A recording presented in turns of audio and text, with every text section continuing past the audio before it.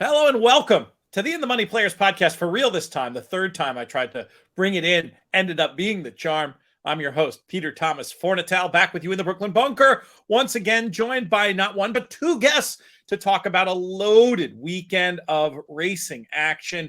We're going to be sticking, not entirely, but largely to the stuff that happened at Santa Anita and Gulfstream. Congrats to our pals over there on the big business they did as well. And we heard from a lot of listeners who hit pretty well, so we congratulate them. First man we bring in, we will tell him he's the man who dominates the Naira contests. He's Nick Tammaro. Nick, how are things? I'm doing well, Pete. Thank you. That's very kind of you. You could have broken clocks right twice a day. We got to talk about that extensively on our show for that Sunday Gulfstream Pick 6. And then we also have the usual co-host of this program still on the Planet Texas. We're doubled up on the Planet Texas today on this show. Jonathan Kinchin. JK, what's going on? I mean, I got to be honest. The only reason Nick dominates is because legal said I can't play. we might have to take that as a challenge and do something about it at some point. I have to say, I had such a blast doing the live during the Coast to Coast show. And you bring up these other elements where you could do a show like that and have a running head to head or running contest in the background and try to get it, like we do with Horse Player Happy Hour. But the length of Horse Player Happy Hour makes it hard to have the whole thing on one show. But we could put some special challenge together, JK, if your competitive fires are getting stoked there.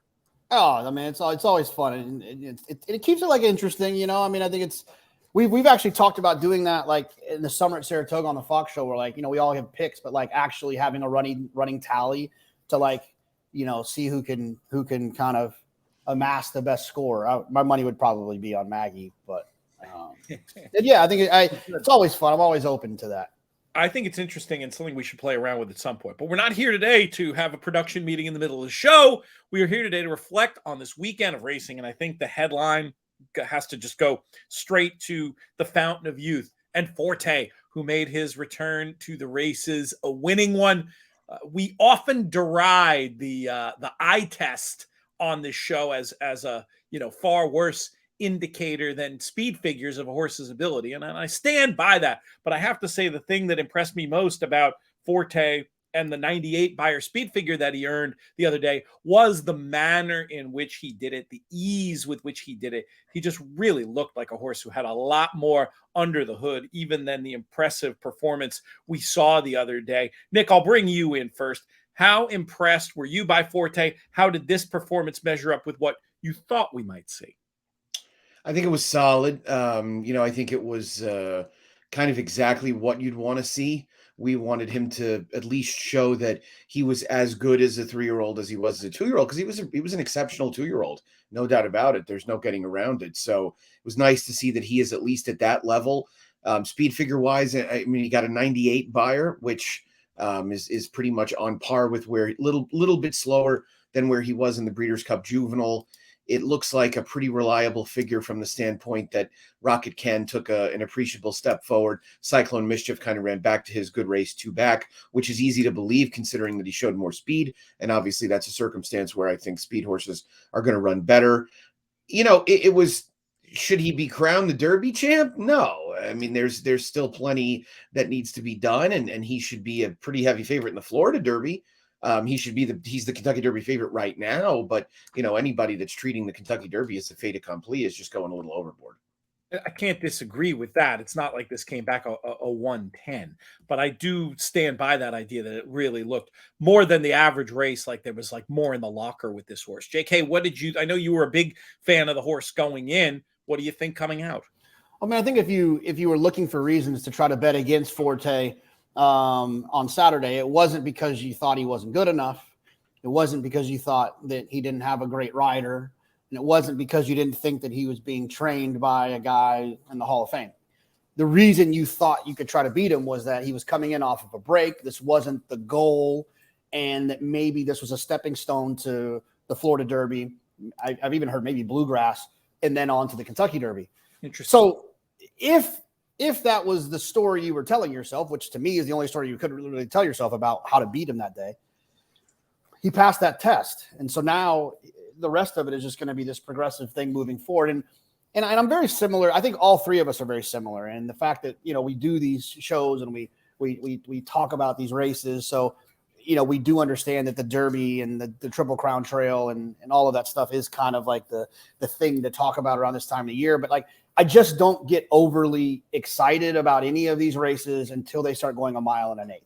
And it's not because I'm like one of those like people who wants to like poo-poo the excitement of the Derby. It's because I have learned a lesson. Falling in love with horses at this point of the Triple Crown Trail never goes well. It just doesn't go well. You have to see what they're going to do at a mile and an eighth from a speed figure standpoint, from a pace standpoint, trip, the kind of ride they're going to get, all of those things. You got to kind of let it all unfold before you can fall in love. Yes, Forte is a leader in the clubhouse, but no, I'm not lining up on the third floor grandstand yet to place a wager on it.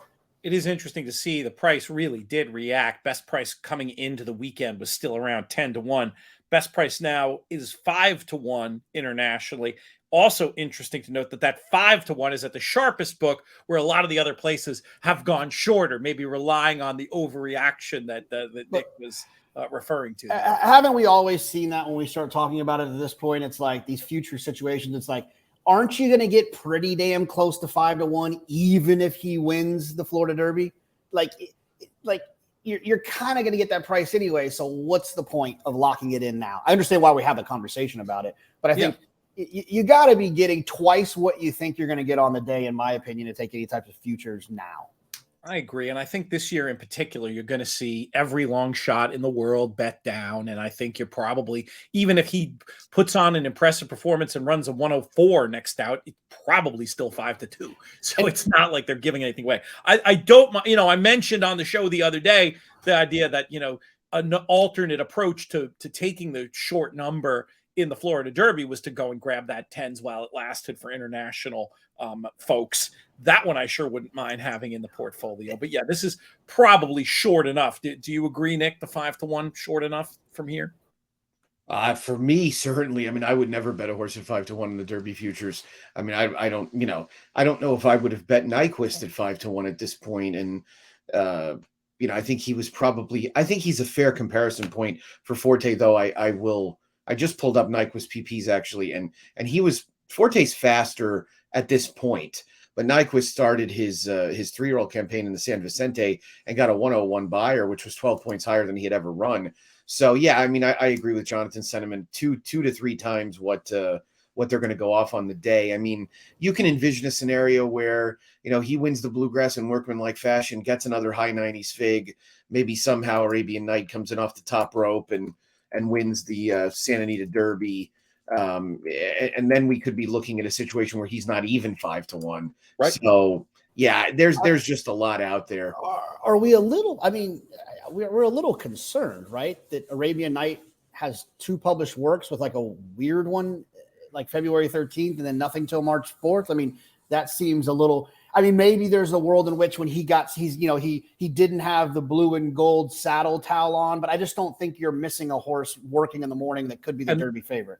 And how much of that break is related to all the horrible weather versus if there was any kind of incident? I feel like the way they're betting, the way they're talking about him, it might be more weather related than anything else, but it's still not good to have any kind of interrupted preparation when you're dealing with a horse as inexperienced as Arabian Night is. What have you heard, Nick? I have yet to hear exactly why. I think there might be something to do with that. I mean, look, I'll just come right out and say one of the other issues I have is that these Baffert to Yakteen horses are running like crap. So that's a big concern too. I mean, they've just not run well. And so that last year, this year, it hasn't happened. So that's a concern in addition to Arabian Night. Now, I'm not as worried about him being in a scenario where he has to win his final prep to get there, because if he didn't win his final prep, he shouldn't go anyway. Right. So, I mean, that's kind of, he also has a little bit of a dangerous running style for my taste for the Derby, because he could easily get scorched on the front end. It might require 2 horses from Japan to come over for us to get a fast pace, because it seems like that's the only way we can get it. But yeah, so we'll see. But no, I agree. I mean, there are a lot of red flags at this point, and I really only brought him up because, like, who else is out there that's going to suddenly jump up and say, hey, I'm potentially as good as Forte? And we haven't really seen that kind of horse in Louisiana. We didn't see it in the Rebel, and we didn't see it in the Withers. So we're getting a little late. We're dying to segue to the Santa Anita Derby, to the horse, to the 3-year-old who actually ran the fastest figure on the buyer scale over the weekend. Legendary breeder Chad Brown brought the Practical Move into the world, and this one puts up a 100 buyer speed figure out that way, being the somebody used a great phrase. It was Michelle said the other day, said, what about the pure Yactine? Or it wasn't pure, it wasn't like a judgy term, but like the true Yactine runner. Anyway, Practical Move, definitely a horse looking like one we have to talk about on this show, and then looking like a legit contender for this race now with the 2 grade 2 wins in a row. JK, what did you think of Practical Move? It's just one of those deals. Like, I feel like I do this a lot when we do these kind of pre-Derby shows. It's like I'm either looking for like sensational, or the rest of them, it's just like we're just kind of letting it happen. It's that first drive of a football game. Like, it's not going to make or break anything. Sure, you're gathering some information, you're watching, you're interested, you're plugged in, but whether they score or they get stopped and go 3 and out, it doesn't change the outcome. And that's kind of how I feel about a lot of these races, unless, it's like some 14 play drive with a bunch of third downs and they're running the ball and all these really, kind of demonstrative things are happening. Like, yeah, I mean, the horse ran a fast number, got a kind of a nice setup. Let's see what happens when they progress. But no, I was not wowed by the performance. And it's not like this horse has like moved up my Derby list that doesn't exist. You mentioned the nice trip. This was a day that seemed kind to runners maybe on that part of the track. Is that what you were referring to, Jonathan? Yeah, I mean, well, yeah, that part of it as well. But, I think that he had a little bit of trouble kind of popping away from there, but then kind of ended up, kind of working out okay. And the other thing about it too is like there wasn't any world beaters in there. There wasn't like some horse that Practical Move beat that I was like, oh wow, he beat, Hijazi, who is just not really turning out to be what I think they thought he was going to be when they purchased him for what they purchased him for. So, it was a good race. But like I said, I have fallen in love with horses that run near triple-digit buyers before at a mile and a 16th, and that doesn't work out for me. Ask Verrazano, sold that. And there's a bunch of horses like that I fell for that you just got to wait a little bit longer. So it's an information gathering operation. And like I said, if there is a wow factor, I will pay attention to it. That was just a good win and nothing wow about it. The race changed its complexion very much when National Treasure was scratched with a foot injury. Curious to see what they'll be able to do in terms of getting him back on the trail, or if it's going to be too late for him. I mean, he does have a little bit more foundation than average, but when he came out, it left the betting a mess. I mean, there were horses in there that, the horses I was interested in were horses I was hoping would be 6 or 8 to 1. They ended up both being 5 to 2 in Go Rocket Ride and Skinner. Hijazi, definitely one of the disappointments of the race. Nick, what are your main takeaways from this year's San Felipe? Well, the good thing about Hijazi is that if he wins the Empire Classic, he's a New York bred. If he wins it 20 times, then they'll be even for his purchase price. So it's a real possibility. But I kid, of course, and I like his pedigree very much, being a New York racing fan. I'm wondering how the hell Practical Move has been able to run through on the rail as if you could put a bulldozer through there in 2 straight starts.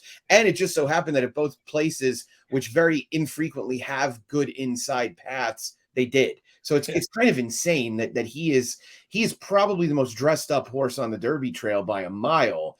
But that being said, it was a plan on Yactine's part to run him here, give him 2 spots. He was ready. He took advantage of it, but it's very hard to believe this horse will be a serious Derby horse. I don't envision that being the case at all. I mean, I guess Skinner gets a little bit of an upgrade because he went kind of from off of it and he was a little wide, and I don't know. I mean, it's kind of hard to embrace that horse altogether, but I don't think the pace was particularly robust.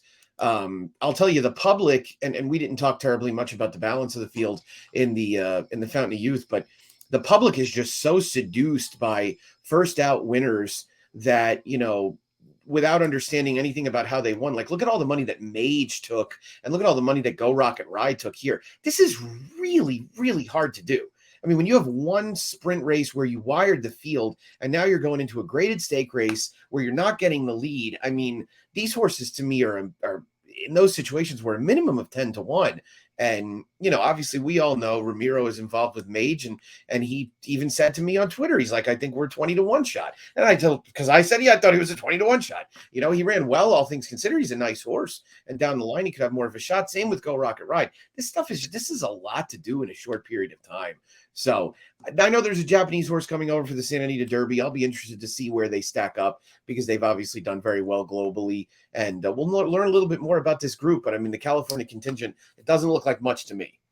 That was my next question, was going to be about Mandarin Hero, a horse that has been racing on the NAR circuit, not the JRA circuit that we cover that much. But I know we have people on the team who are going to help us try to figure out where this one stands. And I love the intrigue of it. And I do hope that, it certainly from a talking about it standpoint makes the race more interesting. It's as simple as that. Jonathan, from what you've seen of what the Japanese have done internationally, I mean, don't you have to at least take a second look at this horse? I mean, I don't think it's one to be dismissed out of hand.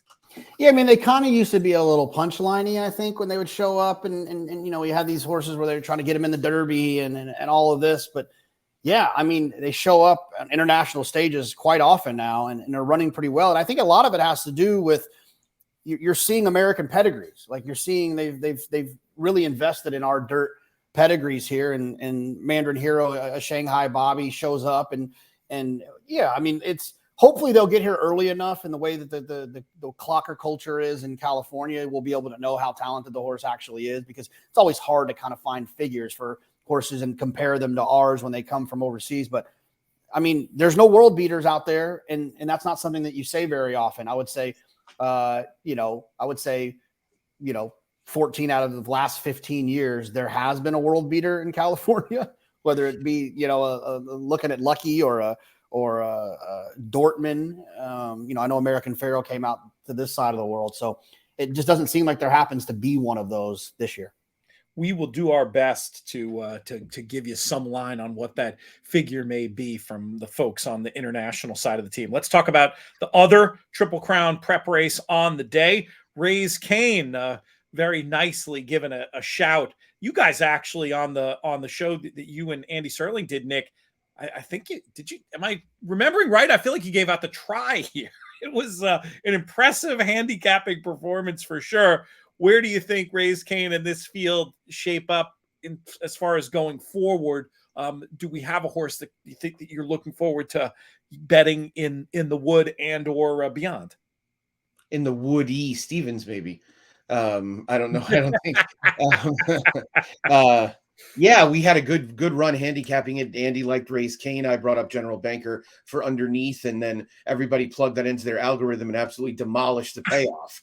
So because it was all the computers that crushed it. So it was kind of crazy how that all shook out, especially with the win odds. But no, it was a good circumstance, and one of the things that Andy is good at and that people can learn from him about is that if you can find reasonable excuses for horses' poor performances and see and envision that they might be getting to what they want to do, that's a huge angle that you can play, and you're going to be successful enough to make money because they're going to be good prices. And that was exactly the case with Raise Cain. It felt like he really was going to be an ideal fit at a mile on the dirt, and he was being given that opportunity. You also knew it was going to be a pretty fast-paced race. He'd benefit from that as well. That was kind of my angle on General Banker. I did not think that Slip Mahoney was going to come from 100 lengths out. I might have to willingly part with my 99-1 Slip Mahoney Kentucky Derby future, but I don't, given what I wagered, I won't be too upset about that.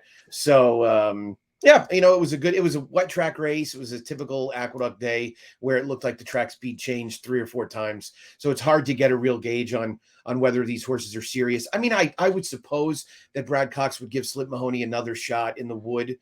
He looks like more of a distance type anyway, and he did get a big pace setup. He did also come from way out of it. So I don't think we'll learn much. I don't think the winner is really a Derby horse. I don't know how many of them behind him are either. Classic meltdown here. I mean, the horses at the quarter who are 11, 12, and 13 early end up 1, 2, 3 on the wire. Racing Flow had this one, if you're familiar with their parlance, as a plus 214 flow, meaning that 99 out of 100 times this race is going to be run by a closer, essentially.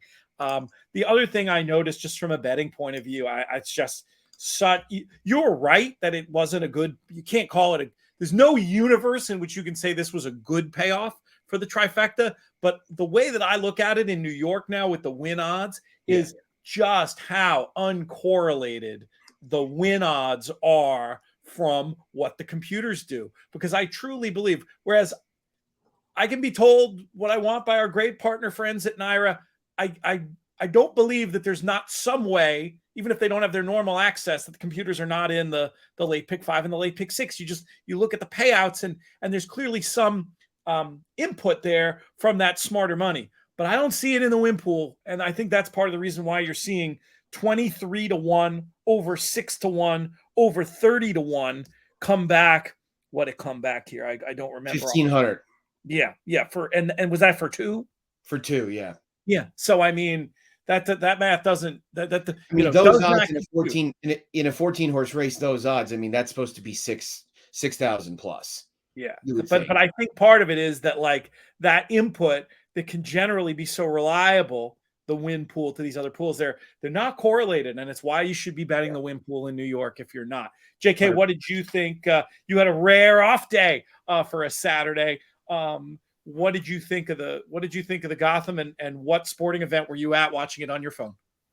What was I? College. I was here. We were just hanging out watching Texas, Kansas. I think it might have been a Duke, North Carolina situation at that point. Which it's funny. I mean, I went to Texas, but apparently Duke is more important in this family now. Well, I won't get into that. This is one of those situations where I really do wish that I could see. I wish I could have this stat, which is I want to know how many 20-1 shots that have won who closed into red fractions on Timeform US win their next start. It just doesn't. It's very clear what happened here, right? I mean, this is a scenario in which this horse took advantage of a meltdown, wasn't expected to run well at 20-1, 23-1. And is not the type of horse I have any interest in moving forward. I think the three of us all agree as the races get longer, the mile and an eighth, and especially the mile and a quarter, I've got no interest really in a horse that takes advantage of meltdowns from way out of it. Forwardly placed horses do well in 2-turn dirt races, especially the Kentucky Derby. So no, I think the most interesting thing about Raising Cain is that Raising Cane's has a pretty good like dipping sauce for their chicken strips. And I also think that somewhere Brad Cox has some of his agent friends trying to get a deal done to buy a graded stakes winner off of Ben Colebrook. Oh my goodness. I don't even know. And if actually on that topic, I mean, the horse that should be mentioned, and not because we're all friends with him, but Iron Clover ran very well in here. And I know that Marshall and everybody at 10 Strike had some aspirations for him potentially being a Derby horse. I don't think that they should reach the conclusion that this horse has any problem going a distance of ground, because he really had he was the only one who was anywhere near it that was in the frame. I mean, Carmel Road, by comparison, was beaten by almost 10 lengths. So, he finished considerably better. It was also first time on a wet track. I encouraged Marshall to look at the secondary Derby route, that this might be a very good, like Texas, Iowa, West Virginia, Indiana Derby kind of horse. And there might not be as much prestige out there for those races, but there's a hell of a lot of money. Yeah, it's totally fair. I mean, but that's absolutely right. This horse, we talked about how the winner, the top three came from so far back. This horse at the same point was half a length off it in third, and the only one of the speed who ended up anywhere at the end. Yeah, I wouldn't. I mean, yeah, you could even. I wouldn't fault them for taking one more shot somewhere where it didn't appear that you were going to get this supersonic pace like they got in here. Definitely not a horse that you want to be giving up on in the form of Iron Clover. Let's move on to some other action because we're doing sort of a truncated version of the show today, and we had some grade one races that we at least need to talk about. Obviously, there'll be loads more Derby chatter to come, but let's go out to let's do the big cap. Let's talk about Stiletto Boy getting his picture taken in this spot. Is this a horse that you had any use for before the race? How surprised were you, Nick, by this effort with him scoring at nearly 14-1? Well, they take turns out there pretty good, and it was his turn. So this is it's like the medium cap. It's not quite the race that it used to be, but of course, I mean, circumstances dictate that, and there's $30+ million available in other races this time of year. So I was glad they got a big field together. It made the Pegasus look very good. Three Right. also ran from the Pegasus, ended up 1, 2, 3, and Proxy got a bit better setup and ran well enough. He's just a typical mid to high 90 buyer, older handicap horse. And the unfortunate thing about Taba running poorly in Saudi, and if Taba is not really the Taba that we're hoping for, is that the handicap ranks are very, very thin. So we could really use somebody being good, and I mean, Stiletto Boy, while admirable and while a hard trying horse, is he's not exactly going to remind anybody of Best Pal. How good does Art Collector look coming out of this? Jonathan, is he a horse you could see winning many, many valuable prizes based on what we've seen from this division? Yeah, that's the conclusion that I came to with this situation. It's always tricky. These 1.25 mile races that we'll see. I think the Hollywood Gold Cup is also 1.25 mile out Santa Anita. It's like and then you get the Pacific Classic in years that Flightline's not running, and it always just kind of like hodgepodge of like these high 90s horses that take turns winning those races, like Nick said. And it's, they're typically not, when they all come together in a Breeders' Cup, they're typically not good enough to compete against the best. Because a lot of times the best California horse, just by the nature of it, doesn't spend a lot of time in California. Like Flightline was a little bit different. But, a lot of times you see Baffert come to the Whitney, and they'll show up in the Met Mile, and they'll run in the Pegasus, and they'll go to Saudi or Dubai. And so, useful horse, but I think more than anything, this race moved Art Collector even like kind of higher up as being a very talented horse. So we'll see what happens with him.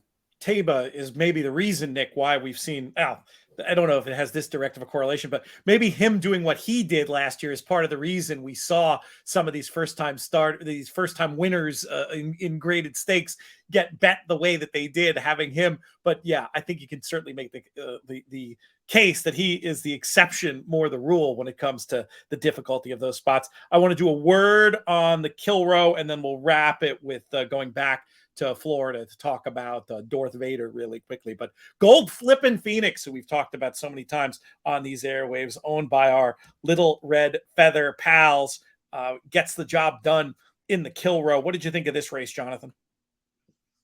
Yeah, this is always one of my favorite races, and it always seems to kind of produce that horse that or those horses that then show up in races that we'll see at Keeneland, and this is also a nice kind of lead up, I think, to horses running on the in the whatever whiskey is sponsoring the race before the Derby. Is it Old Forester now? And then maybe I should say bourbon. Sorry, people from Kentucky. And then also, races like the 4-Star Dave. So Gold Phoenix has always kind of been in the mix and really kind of took a jump up from a figure standpoint. If you're looking at time form US, the horse it usually is like 117, 120, pops in there with a 126. Look, and I thought the horse ran well, and obviously happy for our friends at Little Red Feather. But there's always that next step now. As a grade 1 winner in the Kilroe and the Frank Kilroe, you got to kind of go out east and take on some of those Clements and Chads and Brad Coxes, and that's when you really can kind of get the measuring stick out to see what you have, because let's be honest, beating a Bob Baffert turf horse is not, it doesn't put you first in line to get an Eclipse. So, but let's now come. I think you have a horse that has earned the right to come out to the East Coast and take on what we've just historically seen as the East Coast being just a step above in terms of turf racing. Hong Kong Harry, the disappointment of the race, in the hunt at even money, and then just no. I'm going to say it was a no finish trip. Did you see anything to excuse this, Nick, or was it just not his day? Yeah, I think you're right. I think it was just kind of a no finish trip. He had race unfolded pretty much as we all would have expected. The thing about Hong Kong Harry was that his last 2 wins had been courtesy of enormous pace setups. And, it's a little bit like what Jonathan was alluding to with the Gotham, is that if you have an off the pace horse that wins, a lot of times that's eye candy, because people say, oh, look at his turn of foot and things like that. People generally don't have any idea what turn of foot even means, right? I mean, they're all quicken. It's on turf. Right. They all run faster in the final quarter than they did in the first quarter. So the situation was different this time because he was significantly closer. And I think you could probably argue that, many would have envisioned Gold Phoenix and Hong Kong Harry's trips being reversed, because here came this one run kind of save ground and pop outside closing type that had to make a prolonged bid. So it may not have been the greatest ride on Hong Kong Harry in terms of what was expected. Gold Phoenix got a great ride for that matter. And Kazushi Kimura continues to impress. For me, this is like 5 horses that were within 2 lengths of each other. They're fortunate in that right now there just really aren't a lot of good turf horses out there. We have a grade 1 horse shortage in this country, and we need some to really step up. On the topic, I mean, Todd Pletcher ran 2 at Gulfstream that both looked very good and both look like potentially grade 1 turf horses in the near future. I mean, Emmanuel certainly does, and Up to the Mark looks like he could be there in the future as well. So, those types, and Hong Kong and Gold Phoenix and maybe Hong Kong Harry, maybe they congregate at Keeneland for the Maker's Mark Mile, and it'd be fun to see where we can sort it all out. Is there an equivalent of a bat signal that gets lit for Charlie Appleby to start prepping horses to come over and win our grade 1 turf races? He's probably walking down the schedule like, I could win with that one. I could win with that one. I could win with that one. I mean, it's like he wins races, some of these races without even horses that he probably considers to be marquee. And at this time of year, I think we also, we don't forget, but I think that just because of the way that his operation goes, I think we forget that there's some white silks with red letters and some 2-tone green silk horses from Chad Brown's barn that will suddenly start to show up. It always feels like kind of when Keeneland comes around is when those horses start showing up. And I'm sure he's got a couple in the barn that he's going to unleash that for Chad, that will end up kind of being in this conversation of grade 1 type turf horses. Now, it doesn't always happen, but it seems to find its way at some point in the spring. I think the problem is this year, a lot of them have ovaries. That's the issue. So, I mean, he's got some good turf horses for sure. Yeah. Good female turf horses for sure. And, and you're right. And there's probably some Euros in there that we've not seen yet either that Chad is waiting up to unleash. Yeah, it'll be great to see how the season unfolds. Clearly, there's going to be some real turnover. They're not awarding Turf Eclipse awards based on what we see in the early days of March. We need a word on the Davona Dale before we get out of here. I'll ask it cheekily. Over under on congratulatory text messages and tweets you received, Jonathan, based on your pretty nice push of Dorth Vader. 11, 12. Probably under. In fairness, it was a soft push. It wasn't like a. It was not a confident top pick. No, it was a B horse. It was, I said some words about the horse. I think that more importantly, the thing to take away from that race, and just basically any race, I was spending this morning when I was driving back from dropping Austin off, I was talking to Jake Ballas, who has the half to FISA, that these fillies just aren't fast.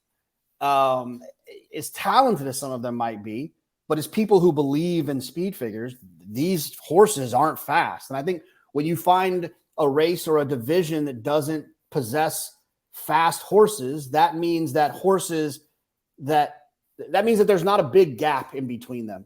And there's opportunities then for other horses to work out trips and beat horses that appear to be better or to be bet at a higher rate. And that's really all that was, is that those two horses, the Rusty Arnold's horse and Chad's horse, ready. Yeah, they just were good, but they weren't monsters. And you had these other two horses to the outside that made a little bit of sense. So am I cutting in line or getting on a plane or calling Marvin to try to get some Kentucky Oaks future down on her? No, I'm not. But I hope she did help some people score a little bit. A little Marvin, the bet runner chatter. We need you, Nick, to. He's outside of Nikki the Boss and Philly Joe, Marvin is the only thing to look forward to next week. Oh, stop it. But if you do see him out there, Nick, say hello from the In the Money brethren, and try very hard to get him a second dessert and send me the receipt. Well, In the Money wants to pay for that. I do have to tell this joke because Nick knows this, Pete knows this. I have gotten to a point in my life where if I can sometimes just like group text a joke that I want to say on Twitter, I still get the satisfaction out of it. Okay. So I'm going to share it here for people that are listening.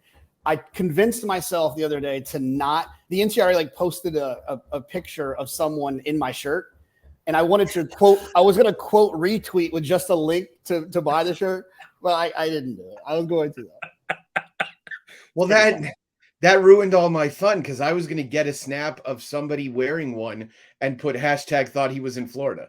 I mean, it's still going to happen.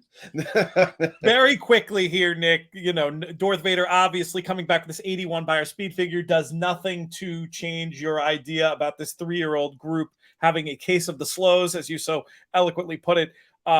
Any thoughts on this race or anything to learn from if it's not about what these horses are going to do going forward, anything from what people can learn in looking for a cap horse logic or anything like that as far as the Davona Dale goes? Yeah, I mean, it's becoming clear that at least maybe early in their 3-year-old seasons, and I know Paul Matisse has mentioned this and you and I have talked about it, these horses running without Lasix, I mean, they're just not, they're slow. I think they might also be slow additionally. I thought Dorth Vader ran very well. Obviously, it was a strong pace, and the second place horse came from a mile out because Joel had a little siesta down the backstretch, and then let her go late. But it was a good effort by Dorth Vader. Don't get me wrong, and don't take anything away from it. Also shows the difference when it comes to speed horses when you can set up stalking outside as opposed to having to take heat on the inside, especially through fast fractions. There was a nice 3-year-old filly that won the 8th race on Sunday afternoon at Oaklawn named Punch Bowl for Brad Cox, who broke her maiden first time out, kind of flying from the back of the pack, and then they stretched her out on Sunday, and she ran well. There's actually not a buyer speed figure in yet, but she got a 105 time form number. Of course, she was treated with Lasix, so I mean that likely helped. But I believe the word is that Brad is going to run her in the Ashland, and I'm thinking based on my kind of back of the napkin calculations that her buyer figure will be around a 90, and we're just not seeing very many of these in the 3-year-old filly ranks right now. So look out potentially for Punch Bowl as a 3-year-old filly, maybe ready to take a step forward pretty soon. Very interesting. Yeah, the mile and a 16th win, Uncle Mo out of a sweet Southern Saint Dam called Devilish Lady. That might be an interesting one to take a look at. JK, you have a closing thought? I think we got to get out of here for your guys' time reasons. Yeah, well, Nick made a great point there that has nothing to do with anything specific about these races, but a point that I just want to reiterate. Because sometimes I get I almost feel like kind of insecure sometimes on the show when I constantly say, oh, this is a horse with tactical speed drawn outside. And I think people it's really not a throwaway phrase for me. I really, really think that is the most advantageous trip that you can get in racing. Tactical speed drawn outside. Because it gives you options. If the pace is too fast, you can still win from out there because you can kind of dictate and see where you need to go. When you're drawn to the inside with speed and the pace is too fast, man, it's hard as hell to win from down there. It's just hard. And that is something that I would always say when you're looking at these situations. You're looking for horses, like you mentioned, that are like cap type horses. Outside stalking horses with tactical speed that are 30-1. There's 9,000 worse wagers you can make. Yeah, that's not a bad point. And I do think part of it is modern track maintenance. In the inside paths are a paved speedway. It's not so advantageous. You're giving up, that'll make up for taking heat. If you're on the best part of the track by far isn't so bad. But when it's often the opposite of that, where that path is, maybe half a length slower than if you were 2 or 3 wide, that's, I think, part of what you guys are both getting at, Nick. Is that about right? Yeah, exactly. Right. And so, I mean, take Dorth Vader specifically. Last time prior to Saturday, she was on the inside, not always the greatest place to be at Tampa anyway, getting pushed, fast fractions. Now you put her on the outside, stalking. You don't have to be much of an expert on workouts to know that the majority of trainers really get their horses comfortable by training them outside of a target, especially their better horses. So she just seemed much more comfortable there, whereas Red Carpet Ready was having to do kind of more of the dirty work. And the way they went quickly early, that was going to force Red Carpet Ready to really try and stave off Dorth Vader for like a half mile, which gets hard. And Red Carpet Ready, when push comes to shove, as much as we're all rooting for progeny of Oscar Performance, she might not really want to go a mile, right? She might be better. She might be better at 6 or 7. She's still pretty darn good, which, you can't take that away from her. But yeah, she might just want a slightly shorter trip. Love the plug for our friends at Mill Ridge as well. Well done, Nick. Well done. All right, guys, let's get out of here. We will be back later in the week with lots more content covering New York and Santa Anita, the Coast to Coast Bets. Special show I'm going to do on Thursday with Golden Gate are running Thursday as our Santa Anita. And that means we've got a golden hour show. I'm going to do something for that with Matt Dinnerman. So that'll be something to look for in the feed. JK +1 this week with Sean Borman. I'll be talking about talking to Sean as well in the Pro Player Diary. Nick, Godspeed out there. Have fun. Say hi to all of our friends, and we will see you. And your foes. What's that? And your foes. You can ignore them. Actually, it's even better. Keep your friends close and your enemies closer. So hey. That works. That works too. The NHC podcast actually just got posted as well. So fantastic. Yes. I'm excited to hear that. It's always fun to check in on some of our regulars and some new people as well. Carson Matisse, did you get him? Did, yeah. Excellent. He's playing in his first one after attending 17. So that'll be an interesting story in and of itself. All right. We are out of here. Thanks to our founding partners, the Thoroughbred Retirement Foundation and 10 Strike Racing. Thanks most of all to all of you, the listeners and the viewers, for making these shows so much fun to do. I'm Peter Thomas Fornatale. May you win all your photos.